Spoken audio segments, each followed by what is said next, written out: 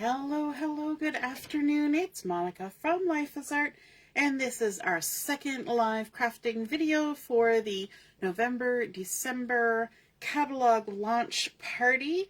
And I am just finding us live on the page so that I can copy the link over to the event. And so there we go. And let's go into the event now and post it. That way everybody can find us while we're going live in a weird spot, but that's how it is. So we are going to be looking at the Christmas Cardinal stamp and stencils.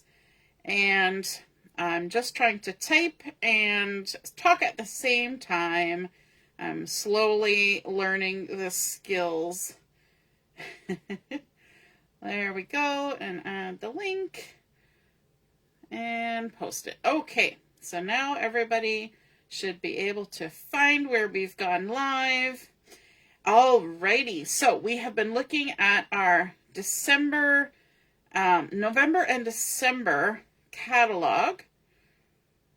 We've done a walkthrough. We've already done some crafting using the Silver Bells card making workshop kit. And now we are back with the catalog and we're looking at the Christmas Cardinal stamp and stencils. And you may have seen a game posted with some of the different combinations of stencils in this catalog. I posted 4. And you have to choose which one you would pick as your favorite. I know, with kids, you're not supposed to pick your favorite, but it's okay with stencils and stamps. You can totally pick a favorite. All right, so we're going to be looking at this, and we're going to actually recreate this particular card here. And I like to show you the technique whereby I create a ruler. Because I know that these are standard size cards, and so I want to create a ruler to help me be able to measure what the dimensions of these pieces of paper are, because there's no recipe for this. So what we're going to do is we're going to take a scrap piece of paper, and I'm going to line it up here at the bottom of the card, and I'm just going to make a mark when I get to the top edge of the card, like so. And then I'm going to use my trusty big old scissors here to lop off that piece of paper. And I can even trim this, although I'm going to leave it because I want to make my ruler a little bit bigger. So I know that this distance here should be 4 1/4 if it's a standard size card. And so because I know that that's 4 1/4, I'm going to fold this piece of paper. It's just a scrap piece of paper. And I'm going to fold it, and I'm going to fold it once. I'm not going to crease it. I'm just going to fold it once, and I'm going a little bit shy of that mark, okay? And I'm just going to hold it there, and I'm going to fold this part again in half. And what I'm going to do is I'm now going to look at this little gap that I left here between the fold and my mark, and I'm going to look at this length of the fold. And I'm going to kind of go, if this was in half, I'll make a mark. Oh, my marker doesn't want to make a mark. And then if this was in half again on either side, would that be about the same distance? And I'm getting pretty good at eyeballing. And so that way I know that what's left there can be 1/4 inch. So I'm going to fold this down, crease it down, and then open it back up. And of course I picked the one marker out of the container that doesn't want to mark. A marker that doesn't want to mark. And now I'm going to make a line on each of those folds like that. Okay? So those are my inches. I've got 1 inch. Let me mark them. 1 inch, 2 inch, 3 inch. Now I want to mark my 4 inch. So all I do is fold this back in half, and then I can mark where that end of that paper is, and that's my 4 inches. Okay, and so this should be my 4 1/4. So let me now mark my 1/2 inches. I'm just going to eyeball it. I'm going to mark each of these in half, That gives me my 1/2 inches. And then I'm going to go back and I'm going to mark in between each of those with a little bit smaller mark. And those will be my 1/4 inch marks. Oops, got to do a couple more. And they all look pretty close to what I guessed for my 1/4 inch over here. This one might be a little bit wider. Now, if I want to make this so it can mark 5.5 inches, because our other dimension on our card is 5.5, then all I'm going to do is fold this over at the 3, and I can kind of see through my paper, and also where I've folded. So there, that's another mark. So that would be my 5-inch mark. I went a little bit wide. 5-inch. And then we can mark the 6-inch at the end there. That would be 6. So that would be 5.5. And the 1/4 inch marks. So now I've created my ruler. Now I can double check this on my piece. So if I line it up from edge to edge, my 4 1/4 is right about there. It's a little smidge left of where I marked it. And then if I come to this direction, I should be able to be close to 5.5. Now, I have found sometimes in the catalog that my 5.5 doesn't always line up. Somehow they kind of skew the measurements a little bit, but it gets pretty close. Okay, so then what I can do is I can take my measurement over here and I can say, if I want this plaid, I'm going to use a 1/2 inch for this little strip of plaid, and this will be a 1/4 inch. And my music paper is going to be 2 1/4, and then my wood grain strip over here is going to be 1 1/2. And then I can come over here to this plaid and I can see that I want 1 inch. Okay, and that gets me the measurements that I need. And I've shown that many times for layouts, but it does work for cards. You just have to kind of get that little guess in there. If you're joining me live, just say hello or howdy so I know you're here. And if you're joining me later on replay, you can say replay. I see that Laura's here. Hello, Laura. And Heather's here too. All done your meetings? Awesome. And my mom is here as well. Hi, Mom. So we're going to recreate this card. So we're going to start out with our card base, which of course I forgot to get out.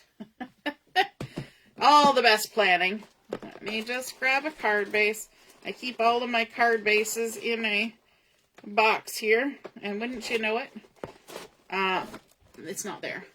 Because it's in the bag that I took when I was at the retreat. I haven't fully unpacked. It's been a busy couple of days. All right, so there's my standard size card base. And just like we said when we were doing the workshop, that the bases come pre-scored. We've got a bump on one side, a dip on one side, and a bump on the other. And we're going to fold with the bump side to the inside. Give it a good crease down. And again, we're creating this on the horizontal. So I'm going to have my fold at the top and my opening at the bottom. Then I'm going to bring in from the mix-in paper that beautiful plaid that's in the Desert Rose. So my first strip of plaid there. Let me also bring in the picture here so we can see. Let's see if we can get these two things lined up in the camera so you can see what our goal is. Gotta scooch it over till it's all in the camera. There we go. So our plaid here, this is a 1/2 inch by 4 1/8. And then the other piece of plaid is 1 inch by 4 1/8. So I'm going to start with the 1/2 inch piece. Just going to add some adhesive to it.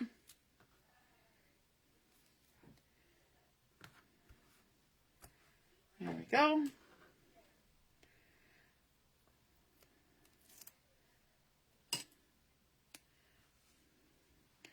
And we can line this up with just the tiniest little bit of white showing. And I'm going to go ahead and also attach this one on the other side. And the reason I'm doing that is, if I started from the left and went to the right, I may find that when I was trimming my paper that my paper might have been a little bit to one side or the other of the line for the measurement. And when that happens, you'll get to this side and you'll have too much. But if you start on the outside and work your way to the middle, if you have too much, you can hide it with some of the other paper. And if you don't have enough, then you're going to have a gap. So let's add that on there like that. Then we're going to add in our wood grain paper. So we've got this piece, which is 1.5 by 4 1/8. And we have this one, which is 1/8 by 4 1/8. But I think actually I changed my mind and I wanted 1/4 inch. So let me just double check here. We're going to just check measurements because I'm pretty sure I changed my mind and said I wanted 1/4 inch. You know what? 1/8 inch is going to do. So I guess I didn't change my mind. My brain thought I did. Now I find when I'm adding a little tiny strip like this, the easiest thing for me to do is to just come in with a liquid glue and put a little bead of liquid glue where I'm going to put that strip. Then I just turn my card around here and stick that in there. Now you'll notice that the wood grain is going vertically on this, so I made sure to cut it the same as it was on the card so that the wood grain was going vertically. I can go ahead and add this other piece as well, like so. It's got another wood grain on the back, but it's in the mink color. There we go. Got a little gob of paper that got stuck on my adhesive. Well, it's in there now. A little extra paper on my paper. And then we can line this up against that Desert Rose plaid, keeping our fold always at the top when we turn back around. Then we've got our beautiful music note paper. We can add our adhesive on that.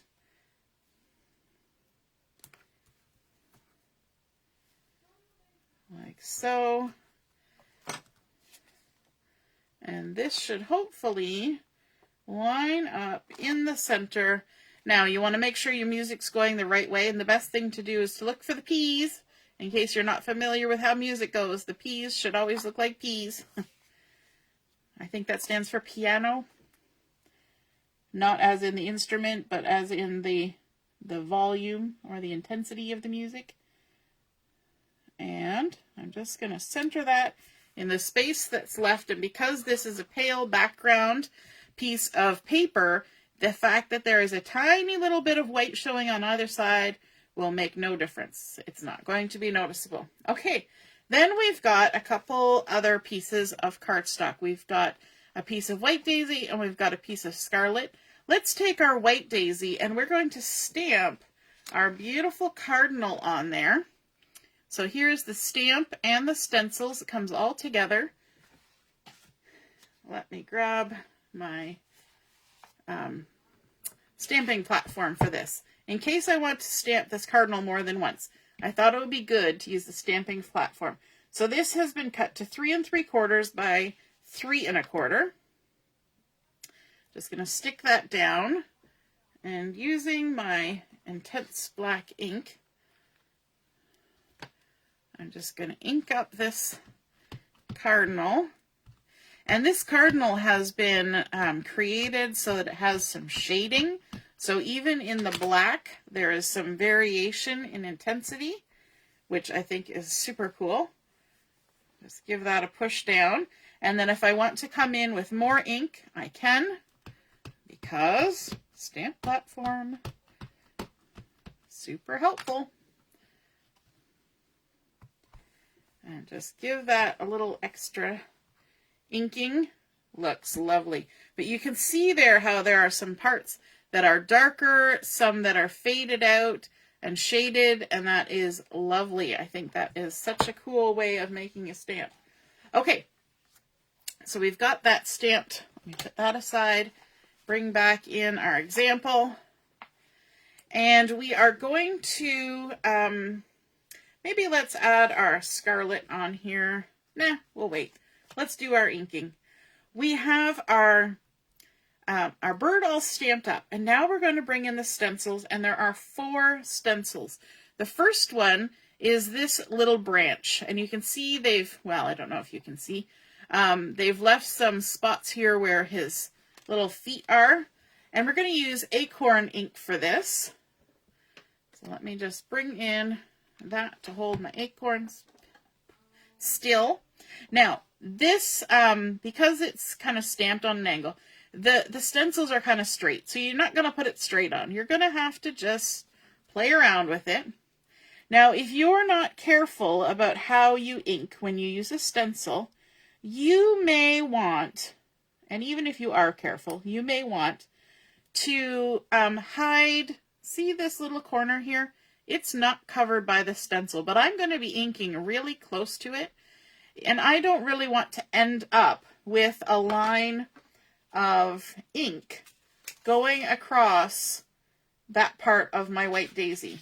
So all you have to do for that is to come in with one of these handy dandy little sticky notes and just cover that up. And then you don't have to worry about it. Okay, it's protecting that little bit that's exposed on your card. So let me grab this, and you may wonder, of course that's going to move just because it's on the magazine.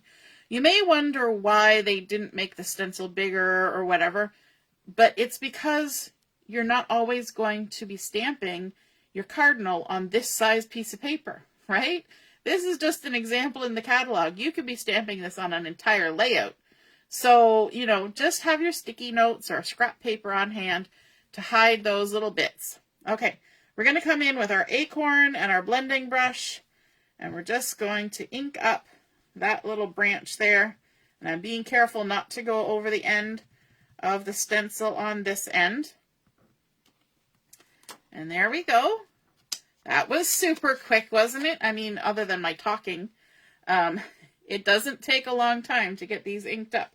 The next stencil has the feet of the Cardinal, as well as some of the leaves and the beak. So we're going to have to do 2 colors with this stencil. We can do it. And so you're just going to line it up. And I'm kind of looking at his feet right now to line that up. And then I'm going to kind of aim my eye up towards his beak. Make sure it's lined up. And then the leaves are kind of the needles of the stencil are not quite so particular because, you know, you're just creating a little green glow when we get to that. So I'm going to go ahead and add my sticky note there to protect that. In fact, because I'm not even inking that little bit of the leaf right there, I could add a sticky note right over top of the leaf. Because what I'm going to do is I'm going to come in with the Acorn again, and I'm just going to do the Cardinal's beak and then the Cardinal's feet. Just like that. And I'm going to try and do the Acorn just a little bit darker than I did for the branch so that it sticks out where the feet are. Oh, I can leave that there. Leave that there. Okay. Now, without moving our stencil, we're going to take the Acorn away. Grab our brush for using with greens, and we're going to use our pine ink for this. So let's open up our pine. And now we're just going to do the leaves. So give a little dusty over the needles and try to avoid the feet. And there we go. Quick and easy. Just like that. Now we can remove our little protectors. And remove our stencil. Of course, these can be washed off now. But there we go. We have our little beak and our little feet. And then the last 2 are going to be the body of the Cardinal. So we're going to start out with this one that has most of the body. Now on this particular card, I believe they used Desert Rose for the bird to start out with. I don't have Desert Rose, so I'm going to use Scarlet, and I'm just going to be gentle. because the darker color is the scarlet. So I'm just going to start out with the scarlet and do it gently. So with these blending brushes, you can go really light, really delicately, and just give it a nice little overall glow of the scarlet, like so. And it's easier to add more color than take away color. And then I want to add a little bit extra just on his belly, like that, and a little bit extra on the wings, and a little bit down there. Okay, then we can remove that.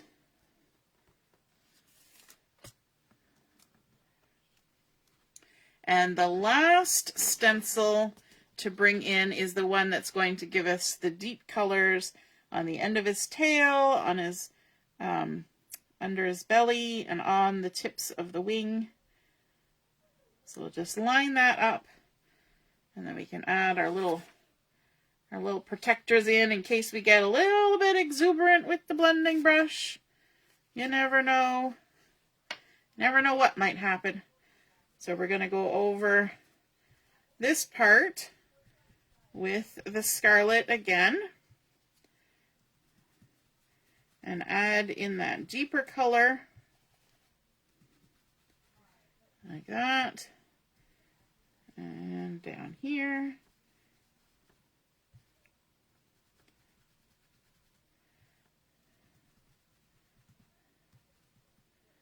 Looks good. Have you used these stencils before where you layer it all up? I think they're super awesome. So there we have our bird and branch all colored, easy peasy. We didn't have to use markers. We didn't have to use watercolors, nothing, just blending brush and ink. So let's move those out of the way, and then we can finish up our card. So we're going to center this lovely birdie on here. Oh, we forgot something. We did. There's a little bit of acorn that is just behind where the sentiment's going to go. So we're going to just gently, ever so gently, add a little bit of acorn right there. And then I think there might be even a little bit just down at the base of this branch. Just a little hint of acorn, very lightly. You guys might not even see that on camera until I pick it up and hold it up. So we've added just a little smidgen of that color there. I'm just waiting for the camera to catch up. There we go. Okay, and then let's stamp our sentiment as well. So we've got the "You Make My Heart Sing." We are going to do a technique called second generation stamping. So we're going to grab a scratch piece of paper right there. And we also need the scarlet ink for this. And the reason I'm doing second generation is because I'm pretty sure that's Desert Rose. But again, just like we didn't have the Desert Rose for the bird, we don't have the Desert Rose for the sentiment. And you know my motto, use what you have. So if you don't have the Desert Rose, then you make it work. So we're going to stamp it once on there, and then we're going to stamp it on our card. And that second generation stamping will give us a lighter version of the scarlet. And so that's one way that you can get something that you wouldn't otherwise have. So there's that lighter version that's a little closer to the Desert Rose. And it still looks good with our bird because we did the same technique with the inking. Okay, now we can go ahead and attach this to our scarlet. The scarlet was cut to 4 inches by 3.5. We can just layer this up like so. And it kind of looks like the edge of this white was a bit edge distressed. So I'm just going to take the closed blade of my scissors and just rough up the edge of this white daisy a little bit. I know I've already got my adhesive on there, but I can totally do that. Just ink that up like so. Not ink it up, distress it up. You can use an edge distressor, but I don't want to make it too distressy, just a little bit for texture. And we're going to center that on the Scarlet like that. Bring in our card base. And I could even pop that up with some foam tape if I wanted, but I think, yeah, maybe we will. Why not? Let's grab some foam tape. This is just the thin 3D foam tape. We're going to add this along here. Turning my foam tape so that each side gets a bit as well as each corner. There we go. I'm not even going to add any extras, just those 4 corners. It's just a little extra dimension on there.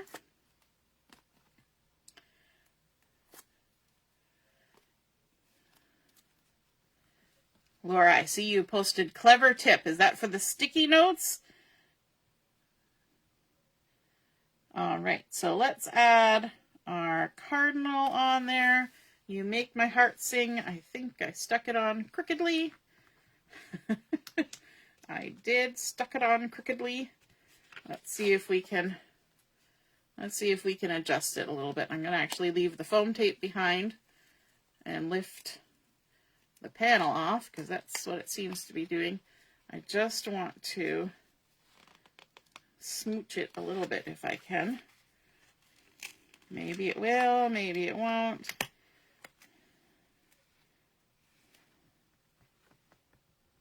Watch, by the time I'm done, it'll be going uphill the other way. Yeah, kind of. Good enough. There we are. Now we need to add some of those beautiful dots from the Silver Bells collection. Let me see. There we go. And we are using the toffee colored ones. So pretty. Let's grab those. First time using them. So excited about these sparkly little toffee dots. And if you're not comfortable with where to place things, copying from the catalog is a great way to get used to it. So we've got a little one going right about there. We've got a medium one going right about there. Then we've got another medium over here. We've got a small one right there. But then we've also got some clear sparkles. We're doing lots of bling bling on this. So we've got some clear sparkles and some bitty sparkles. Let's get those out. I think the clear sparkles and the bitty sparkles are just so useful. They come in handy on just about anything because they add that little bit of sparkle. Yes, the second generation stamping. Use what you got, make it work. Always a good way to do it. All right, so let's grab a larger bitty sparkle and put it here. Sorry, a large sparkle and then a bitty sparkle right there. Then there's a couple. They really blinged this one up. Super exciting when they do that sometimes. Couple bitty sparkles up here, kind of with that little heart. And then we've got one more bitty sparkle down here as part of this little trio. And I think that is all. I think that's super fun. And I think that those little sparkles and little extras that are added on there kind of make you think of music, right? The little notes that are just chirping around through the air.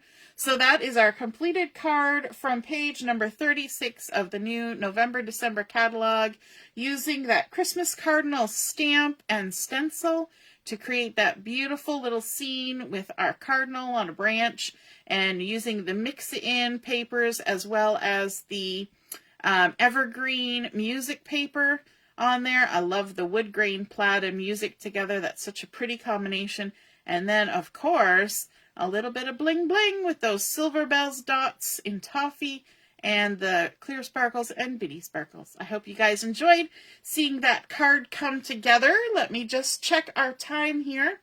And I am going to be back on at 6 o'clock for one more final live crafting session before we close out the party. Now, if you are playing games or putting in an order, you have until midnight to do that. But I have to do a live video at 7 o'clock, so so I can't be on much later than that, but you have lots of time to get those things done. And don't forget, we're starting our crop tomorrow.